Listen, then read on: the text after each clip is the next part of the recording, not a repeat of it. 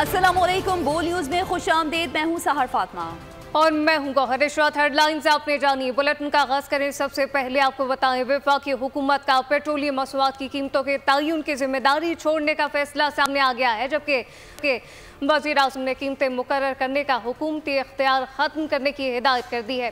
कीमतें बढ़ाने के नतीजे में हुकूमत को शदीद तनकीद का सामना करना पड़ता है, जबकि ऑयल मार्केटिंग कंपनियों को कीमतें मुकर्रर करने का इख्तियार मरहलावार देने की तैयारी जारी है। मज़ीद तफसीलात जानेंगे फहाद चौधरी से। फहाद, आगाह कीजिएगा।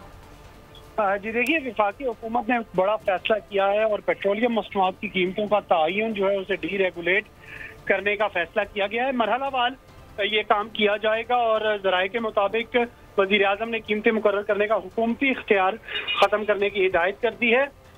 इसकी वजह यह है कि कीमतें बढ़ाने के नतीजे में हुकूमत को शदीद तनकीद का सामना करना पड़ता है, जबकि कीमतें कम होने की सूरत में हुकूमत को वो मतलूबा अवामी सताइश नहीं मिलती। ऑयल मार्केटिंग कंपनियों का इस हवाले से किरदार जो है उसमें इजाफा करने का फैसला किया गया है और कीमतें मुकर्रर करने का इख्तियार मरहलावार ऑयल मार्केटिंग कंपनियों को दिया जाएगा। ताहम ज़राए के मुताबिक चेयरमैन ओगरा को कीमतें डीरेगुलेट करने के असरात और लायाअमल तैयार करने की हिदायत की गई है और कल एक अहम इजलास वज़ीर आज़म की हिदायत पर वजारत पेट्रोलियम में तलब किया गया है, जिसमें इस मामले पर गौर किया जाएगा।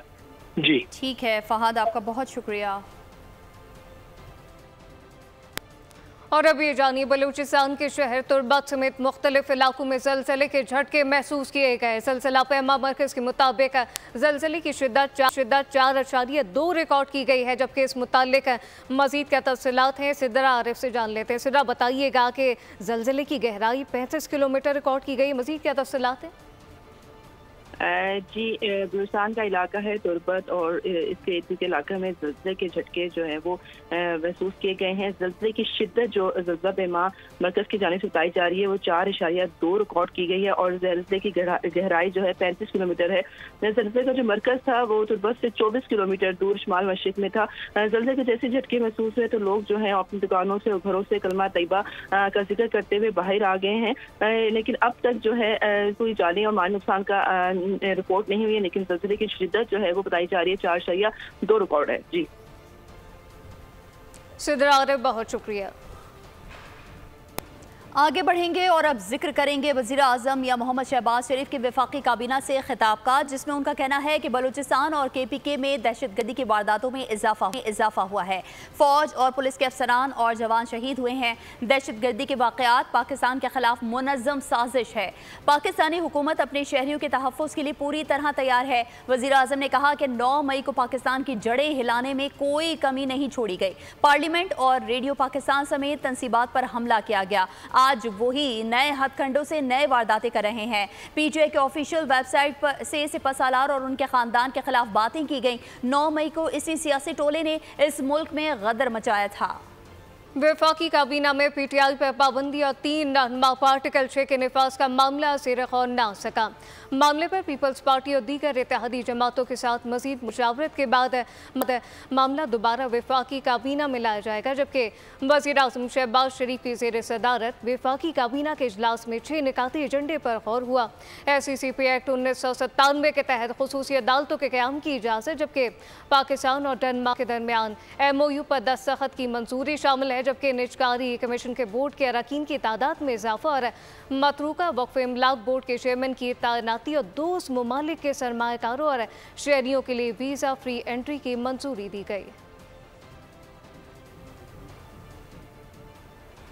और वज़ीर आज़म शहबाज शरीफ की ज़ेर सदारत वफाकी काबीना का इजलास हुआ है। इजलास में फ़लस्तीनियों की हिमायत और इसराइल की मज़म्मत में करारदाद मंजूर की गई। इसराइल के खिलाफ जंगी जराइम का मुकदमा चलाने का मुतालबा भी किया गया है। वज़ीर आज़म शहबाज शरीफ की दहशतगर्दी की हालिया कार्रवाइयों की शदीद मज़म्मत, वाक़यात में जाम शहादत नोश करने वाले सिक्योरिटी फोर्सेस के जवानों को खराज अक़ीदत पेश किया गया। बुलंदी दर्जात की दुआ भी की गई। वज़ीर आज़म और काबीना की फ्रैंकफर्ट में पाकिस्तानी कौंसलेट पर होने वाले हमले और पाकिस्तानी परचम की की बेहुरमती की शदीद मजम्मत की गई। वज़ीर-ए-आज़म ने कहा कि वाक़े में मुलविस अफराद के खिलाफ सख्त कानूनी कार्रवाई होनी चाहिए। इजलास में मुल्क में कारोबारी सरगर्मियों, सरमायाकारी और सयाहत के फ़रोग़ के लिए अहम फैसले किए गए। 126 ममालिक के शहरी ऑनलाइन वीज़ा एप्लीकेशन सिस्टम के नफाज की मंजूरी। शहरी 24 घंटों के अंदर बिजनेस और टूरिस्ट वीज़ा हासिल कर सकेंगे। सिख यात्रियों के लिए वीज़ा ऑन अराइवल की सहूलत के लिए अलग से सब कैटेगरी मंजूर की गई है। सीनियर वज़ीर पंजाब मरियम औरंगज़ेब की बानी पीटीआई पर शदीद तनकीद। कहा कि बानी पीटीआई के एतराफ़ जुर्म पर कोई हैरानी नहीं होती। ये एतराफ़ जुर्म नहीं बल्कि सज़ा देने का वक्त आन पहुंचा है। ये शख्स मुल्क और रियासत के खिलाफ खड़ा है। इसी ने कहा कि मुल्क के टुकड़े होंगे। इस शख्स को सज़ा देने में इतनी सुस्ती दिखाई गई, जबकि इसकी जमात दहशत गर्दी करती है। उसे सियासी जमात कहना गलत होगा। मुल्क के साथ खतरनाक खेल खेला जा रहा है। 18 मार्च को अदालत किए गए तो लश्कर के साथ लेकर गए। 18 मार्च के बाद कहा गया कि किसी ने हाथ लगाए तो छोड़ूंगा नहीं। ये कहते हैं कि इनका सोशल मीडिया सेंटर बंद कर दिया गया। वो सोशल मीडिया सेंटर नहीं, डिजिटल दहशतगर्दी का सेंटर था। तो दूसरी जानिब पाकिस्तान तहरीक इंसाफ की अलामती भूख हड़ताल दूसरे रोज भी जारी रही। कौमी असम्बली के बाहर कैंप में अपोजिशन लीडर उमर अयूब खान ने नुमाइंदा बोल न्यूज़ मोहम्मद अलीजा खान से खुसूसी गुफ्तगू की।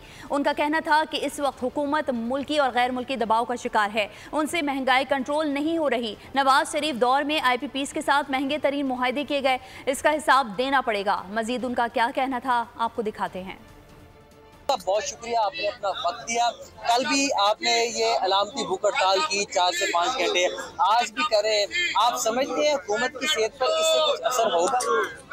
बिस्मिल्लाहिर्रहमानिर्रहीम। हुकूमत तो बेहिस है, हुकूमत की सेहत पे क्या होगा? वो जो पाकिस्तान की आवाम की जो चीखों पुकार है वो उनको कानों में नहीं पड़ रही, क्योंकि करप्ट लोग हैं। इन्होंने लोगों का आटा चुराया, घी चुराया, सारी चीज़ें चुराई। 450 अरब की गंदम इन्होंने इंपोर्ट की है, काश्तकार से इन्होंने खरीदी नहीं, अभी एक्सपोर्ट करने जा रहे हैं। अफराद ज़रा आप देखें किधर से किधर पहुंच गई। सर, मजीद क्या स्टेप्स ग्रेजुअली लेने जा रहे हैं ताकि अपने जो आपके मुतालबात हैं वो मनवा सकें? क्योंकि हम देख रहे हैं कुछ कमी नहीं हो रही। जहाँ आपका मर्सी सेक्रेटरीट सील किया गया, रऊफ हसी साहब को गिरफ्तार किया गया, अहमद जिंजू को गिरफ्तार किया, सोशल मीडिया का पूरा क्रैकडाउन है।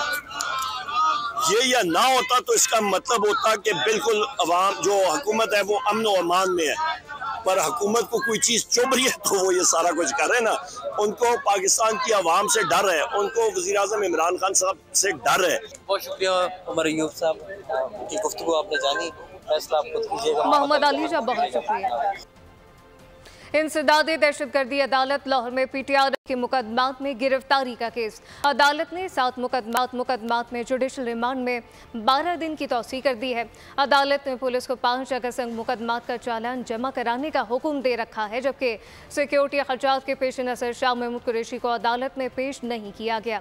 पुलिस ने एक मुकदमा थाना शादमान में नाज़िर आतिश केस का चालान अदालत में जमा कर रखा है। और इसके साथ ही बोल न्यूज़ से फिलहाल इतना ही। मज़ीद खबरों और अपडेट्स के लिए विजिट कीजिए हमारी वेबसाइट bolnews.com। आप देखते रहिए बोल न्यूज़। सब्सक्राइब करें और बेल दबाएं ताकि कोई खबर रह न जाए।